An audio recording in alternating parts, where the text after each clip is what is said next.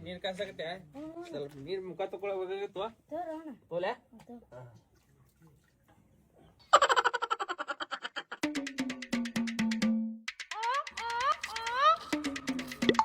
ಬಂದಿಲ್ಲಪ್ಪ ನಾವ್ ಬರ್ಲಾ ಐತಿ ಅದಕ್ಕೆ ಸ್ವಲ್ಪ ಬಿಸಿಲು ಬಾಪ ಎಲ್ಲ ಕಸ್ಕೊಂಡು ಎಲ್ಲ ಕಸ್ಕೊಂಡು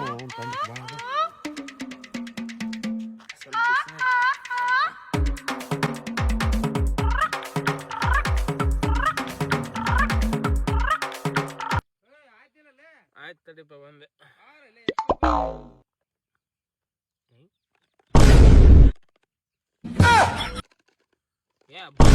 ನೀರಲ್ಲ